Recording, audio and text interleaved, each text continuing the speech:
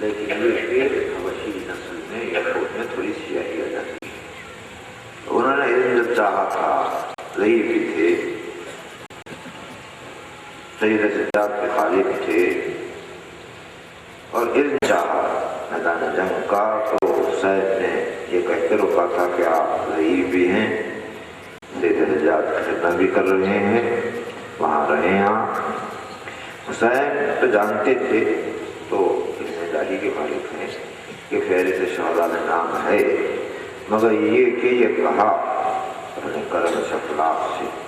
تو انہوں نے یہ جو الفاظ کہے وہ اس طرح ہے کہ کیا آپ نہیں چاہتے کہ میرا نجس خون آپ کے خون سے متمسک ہو جائے؟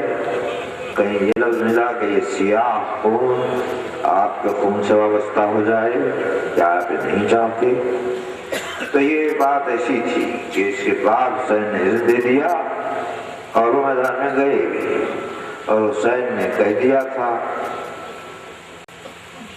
جب انہوں نے یہ کہا تھا خون کے حوالے سے، تو حسین نے کہہ دیا تھا کہ سمجھے دنیا کو سمجھانے کے لیے، وہ تو سمجھنے والے تھے کہ یہ رنگ سے، نسل سے پاکیزگی نہیں ہوتی، پاکیزگی ہوتی ہے محبت اہل بیت سے. جب تمہارے پاس وہ ہے تو دعا دی کہ خدا اس کے خون میں خوشبو عطا فرمائے.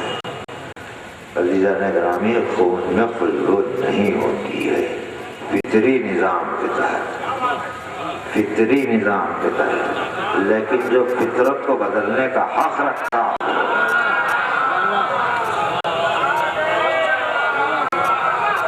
اگر وہ حکم دے دے تو نظام مشرق بدل جائے. اب خوشبو ہوگی، اب خوشبو عطا فرمائے. اور ہوا وہی کہ ان کے لاشے سے خاص خوشبو آ رہی تھی. یہ میں عرض کر چکا شیخ مدارج میں، اور وقت بھی آپ سن چکے ہوں گے. تو منشا عرض کرنے کا یہ ہے کہ جو میں نے عرض کیا کہ خود کے تقاضوں میں یہ ہے کہ تطہیر ہو، پاکیزگی ہو. تب کتنا پاک بنا دیا حسین نے ان کے خون کو، خود کے خون سے وابستہ کر کے، کہ جو خصوصیت کہیں نظر نہیں آتی وہ ہو، جو خوشبو ہو. تو آپ کہیں گے کہ خوشبو تو سبھی میں ہوتی ہے، شہداء کے خون میں خوشبو ہونا ہی چاہیے، خدا ہے ہمارا بدو تو ہوگی نہیں، تو اللہ کی راہ میں شہید ہوئے ہیں. مگر ایسی خوشبو کہ جو منفرد ہو، کہیں کسی نے سونگی نہیں ہو. شام کا فلسفہ جو ہے وہ آپ جانتے ہیں مجھ سے بہتر. ہوا سے خمسہ انسانی میں باصرہ ہے، سامعہ ہے، ذائقہ ہے، لمسہ ہے اور شامہ ہے. ان سب چیزوں میں شامہ سونگنے کی قوت اور ذائقہ، یہ دو قوتیں ایسی ہیں جو مخفی ہیں. باصرہ وہ ہے آپ بھی دیکھ رہے ہیں، میں بھی دیکھ رہا ہوں. سامعہ وہ ہے آپ بھی سن رہے ہیں، میں بھی سن رہا ہوں. لامسہ وہ ہے آپ بھی محسوس کر رہے ہیں، میں بھی محسوس کر رہا ہوں. ذائقے میں یہ نہیں ہوتا. ایک ذائقہ منفرد ہو جائے ایسا کہ کسی شخص نے کبھی وہ پھل کھایا ہی نہیں ہو تو آپ جان دے دیجیے اپنی، یہ بتا نہیں سکتے کہ اس کا ذائقہ کیا ہے. تو اس سے مشابہ ہے، ویسا ہے، یا آم کے جیسا ہے، یہ میوے کے جیسا ہے، وہ سب کرتے رہیں گے آپ. اس کو اس وقت تک سمجھ نہیں آئے گا جب تک کہ وہ خود چکھ نہ لے. مخفی ہوا نا. خوشبو بھی ایسے ہی ہے کہ خوشبو ایک خاص خوشبو ہے. آپ سمجھانا چاہ رہے ہیں کہ یہ خاص خوشبو ایسی ہے، حنا کے ویسی ہے، مہندی کی خوشبو ہے، اور کیا کہا عطر منوع ہے، جو کچھ مثال دے سکیں. یہ خاص ہے تو اس کی سمجھ نہیں آتا جب تک کہ سونگ نہ لے. سونگے گا تو سمجھ آئے کہ ہاں یہ ہے. حسین نے دعا دی کہ خوشبو ہو. اب اتنے سب لاشیں ہیں، وہاں خوشبو ہے ہی. اس ہجوم میں، خوشبوؤں کے ہجوم میں ایک خوشبو نمایاں ہے. اور نمائندگی اس لیے بھی ہے، نمایاں ہونا اس لیے بھی ہے کہ جنت کے شہزادے نے دعا کی ہے. وہ جنت کے حوالے سے دعا دے گا. خوشبو میں بھی جنت کا حوالہ رہے گا، خوشبو بھی جنت سے آئے گی، جو جنت سے خوشبو آئے گی وہ دنیا میں کہاں ملے گی؟ اس لیے سونگ سونگ کر پریشان ہو گئے اور محسوس کیا کہ الگ خوشبو ہے، سب سے الگ ہے، تو تمہیں کہاں ملے گی وہ؟ اس لیے کہ وہ تو جنت سے آئی ہے۔ تو چونکہ نمایاں تھی اس لیے قریب پہنچے تو دیکھا جون کا لاشا ہے، تو دعائے حسین یاد آئی نا، حسین نے دعا دی تھی تو اتنا قریب کر لیا۔ پھر کیا مقام آیا قربت کا کہ وہ جو میں نے عرض کیا آپ سے کہ انسان اور انسان در، تو وہ خود کیسے ہو، اس میں فرق نظر کر چکا، وہ مخلوق اور آپ اور یہ مرتبہ تو ملا۔ پھر حسین جون کے لاشے کو اٹھا کے لائے، جب لے کے آئے تو سید سجاد کے خیمے میں گئے، انہیں سے وابستہ تھے، تو امام بیٹھ گئے، زانوں پر سر رکھے ہوئے، زانوں پر سر رکھ لیا جون کا۔ یہ منظر دیکھا تو سید سجاد آگے بڑھتے ہوئے جون کے قدموں تک پہنچ گئے، ابھی آثار حیات باقی تھے۔ تو جان مسکرائے، مسکراہٹ کس موقع پر ہوتی ہے؟ جب انسان خوشی محسوس کرے، فخر محسوس کرے، یہی تو ہے نا، غم ہو مسکرا رہے ہیں، کیا ہوگا؟ مگر حسین کچھ باتوں کو سامنے لانا تو چاہتے تھے، جانتے تو تھے، مگر یہ کہا کہ کیوں مسکرائے، یہ موقع کون سا مسکرانے کا ہے؟ کمالا اس سے بہتر کون سا موقع ہو سکتا ہے کہ ایک امام سرانے ہے، دوسرا امام پانی کی۔ یہ مرتبہ کس کو ملا؟ اسے جو محبت کرنے والا ہے،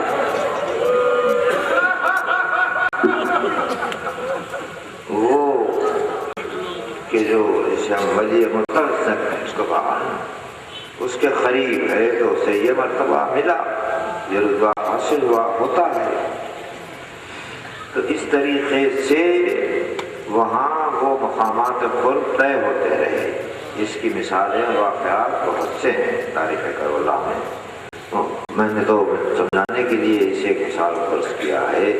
تو قریب ہوتے چلے گئے، قریب ہوتے چلے گئے مرکز ولایت سے، یہ انسان قریب ہو رہا ہے۔ تو اب اتنی قربت ہوئی، اتنی قربت ہوئی، اتنی نزدیکی ہوئی کہ ایسے ایسے مرتبے ملتے چلے گئے، یہاں تک کہ وہ وقت بھی آیا کہ جب کہ پر شہید ہوئے اور پر کے سر پر رومال فاطمہ باندھا گیا، تب خون نہیں رک رہا تھا۔ کچھ سمجھے آپ، رومال فاطمہ باندھا گیا، کیا منزل ہے حر کے سر کی کہ فاطمہ کا رومال ملا ہے۔ فاطمہ کا رومال کسی اور چیز کے لیے منزل نہیں بن سکتا، منزل بنا تو حر کے سر کے خون کے لیے کہ وہاں تک وہ پہنچے۔ اب آپ غم حسین کے آنسوؤں کی عظمت سمجھیں کہ جو فخر حر کے سر کو حاصل ہے کہ میرا خون پہنچا تھا، وہ عزادار کے آنسوؤں کو حاصل ہے کہ یہ آنسو بھی فاطمہ تک پہنچے، ان کے رومال تک۔ بہرحال واقعہ گزرتا رہا، قربانیاں پیش ہوتی رہیں، لوگ مراتب حاصل کرتے رہے، اب پھر ایک ایک کر کے سب وداع ہوتے رہے، یہاں تک کہ وہ وقت آیا کہ جب علی اکبر وداع ہو۔ تو یہ نازک وقت تھا، اور پھر سب سے وداع ہو کے حسین کے پاس آئے تو حسین نے دیر تک سامنے کھڑا کیا، گئے قریب جا کر کچھ کہا اور کہنے کے بعد حسین نے صیحہ کیا، خاک پر بیٹھ گئے اور علی اکبر روانہ ہوئے۔ پلٹ کے حسین آئے تو زینب نے پوچھا کہ ماں جائے کیا کہا میرے لال؟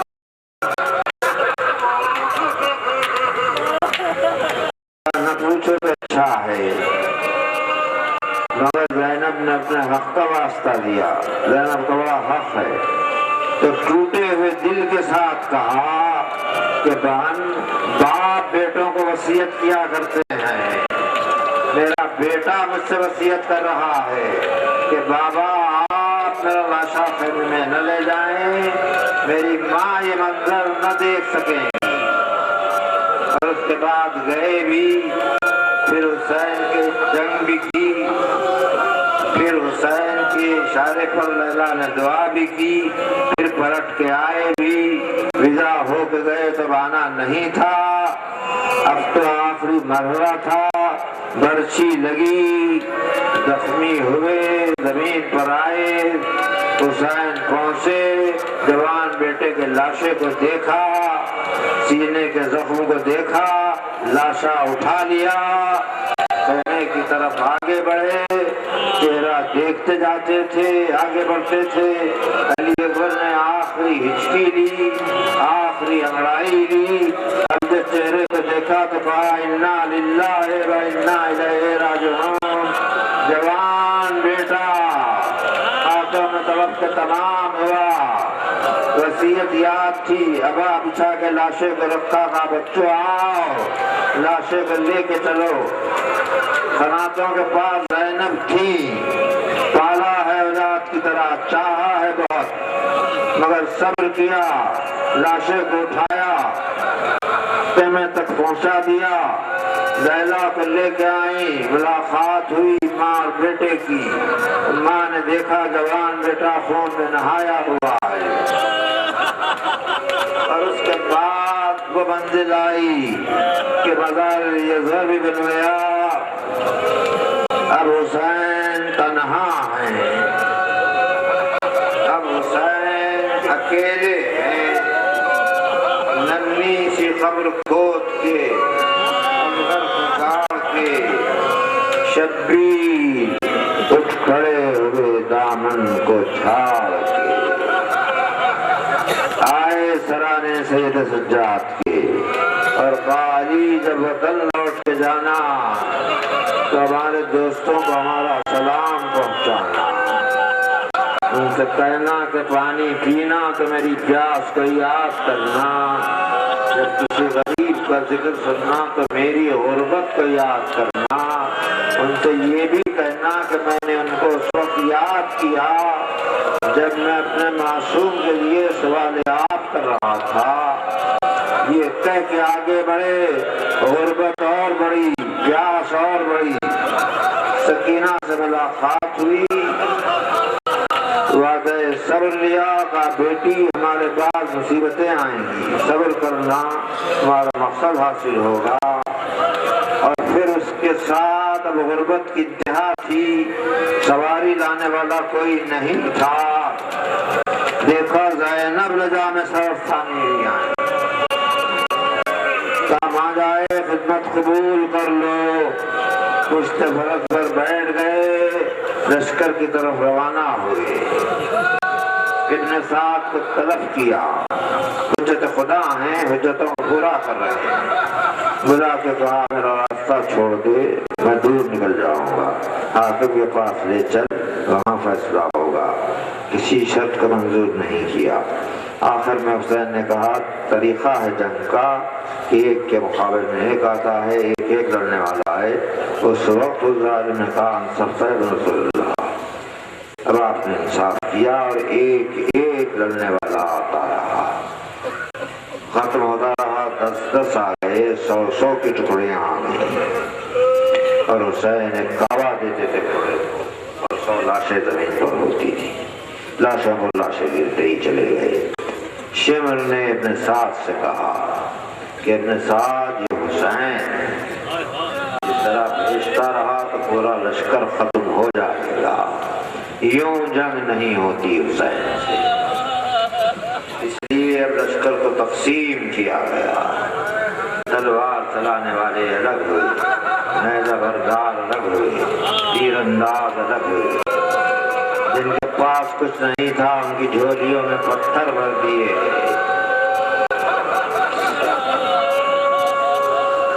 اب حسین پر حملہ کرو۔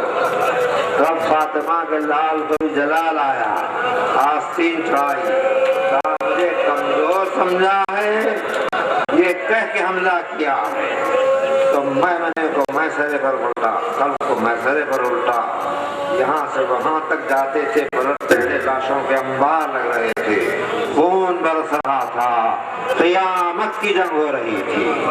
حمید کہتا ہے کہ ہمیں شوق ہوا کہ ہم دیکھیں کہ یہ جنگ کیسے ہو رہی ہے، بلندیوں پر گئے تو منظر دیکھا، کربلا کے میدان میں تلواروں کا، تیروں کا، ہتھیاروں کا ایک لشکر ہو رہا ہے، اور اس کے ساتھ درمیان میں ایک دائرہ ہے جو چمک رہا ہے، دائرہ چمک رہا ہے، اس دائرے سے آزائے جس میں انسانی کٹ کے گر رہے ہیں، سر گر رہے ہیں، ہاتھ گر رہے ہیں، یہ حسین کی جنگ ہے۔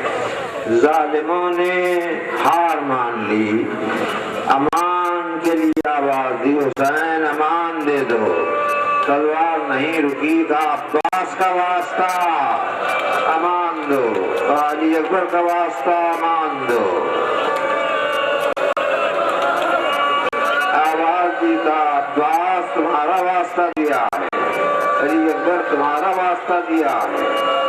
اب زخمی بہت ہو گئے تھے، منزل قریب آ رہی تھی، اس لیے آہستہ آہستہ گودال قتلگاہ تک آئے۔ کتنے زخمی تھے اس وقت تک اس کا اندازہ نہیں کیا گیا۔ ہاں یہ ایک موقع ضرور آیا تھا کہ اسی زخمی حالت میں جب حسین تھے زمین پر آ گئے تھے تو فضا نے زینب کو خبر دی تھی کہ بی بی میرا شہزادہ سفر پر نہیں ہے، تو زینب خود نکلی تھی، حسین کو ودا کرنے تو زینب تھی، زینب کو ودا کرنے والا کوئی نہیں تھا۔ جب نکلی ہیں تو دیکھا کہ حسین خاک پر ہیں، قاتل اطراف ہیں، سر پر ہاتھ رکھے، فریاد کی ابن سعد، فاطمہ کا بیٹا ہے، نبی کا نواسا ہے، میرا بھائی ذبح ہو رہا ہے۔ سمے مبارک تک جو آواز گئی تو کہا زینب خیمے کی طرف لوٹ جاؤ، بی بی آ کر خاک پر بیٹھ گئی۔ اب حسین وہاں سے جو اٹھے تو اب جانتے تھے کہ وقت آ گیا، گودال قتلگاہ میں پہنچے، شدید زخمی ہیں، شدید زخمی ہیں، لیکن پریشان نہیں ہیں، پرسکون ہے حسین، انتہائی سکون، ایسا سکون نہیں دیکھا گیا۔ اور یہ شعر شاعر سخائے حرم علی جاوید مقصود کا یہ شعر میری مجلس کا ایک حصہ رہتا ہے، کیونکہ یہی سب سے مناسب وقت ہے کہ میں اسے دہرا دوں۔